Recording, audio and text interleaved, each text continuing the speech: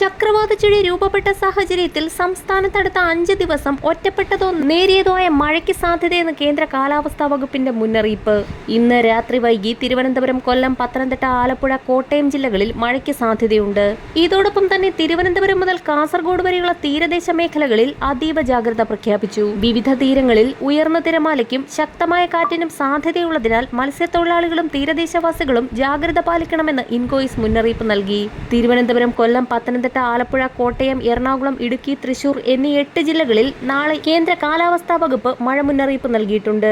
9-ാം തീയതി ആലപ്പുഴ, കോട്ടയം, എറണാകുളം, ഇടുക്കി ജില്ലകളിലാണ് മഴ മുന്നറിയിപ്പ് നൽകിയിരിക്കുന്നത്. തിരുവനന്തപുരം, കൊല്ലം, പത്തനംതിട്ട, എറണാകുളം, ഇടുക്കി ജില്ലകളിൽ 10-ാം തീയതിയും 11-ാം തീയതി 7 ജില്ലകളിലുമാണ് മഴ മുന്നറിയിപ്പ് നൽകിയിരിക്കുന്നത്. അതേസമയം കേരള, കർണാടക, ലക്ഷദ്വീപ് തീരങ്ങളിൽ ഇന്ന് മത്സ്യബന്ധനത്തിന് തടസ്സമില്ല എന്ന് കാലാവസ്ഥാ വകുപ്പ് മുന്നറിയിപ്പ് നൽകുന്നു.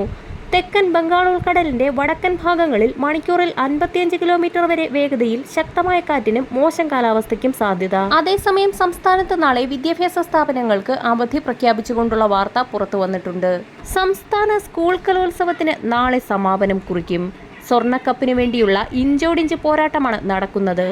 പോയിന്റ് പട്ടികയിൽ നിന്ന് മാറാതെ നിലവിലെ ചാമ്പ്യന്മാരായ കണ്ണൂർ 1-ാം സ്ഥാനത്ത് തുടരുകയാണ്. സംസ്ഥാന സ്കൂൾ കലോത്സവത്തിന്റെ സമാപന ദിവസമായ നാളെ തിരുവനന്തപുരം ജില്ലയിലെ മുഴുവൻ സ്കൂളുകൾക്കും അവധി പ്രഖ്യാപിച്ചു.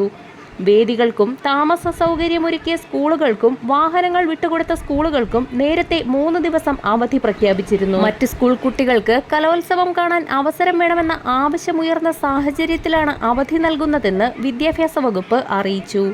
കുട്ടികൾ കലോത്സവ വേദിയിലെത്തി ഈ അവസരം ഉപയോഗപ്പെടുത്തണമെന്നും അധികൃതർ വ്യക്തമാക്കി. വരും മണിക്കൂറുകളിലെ വാർത്തകൾക്കും അവധി അറിയിപ്പുകൾക്കുമായി ചാനൽ സബ്സ്ക്രൈബ് ചെയ്യാൻ മറക്കാതിരിക്കുക.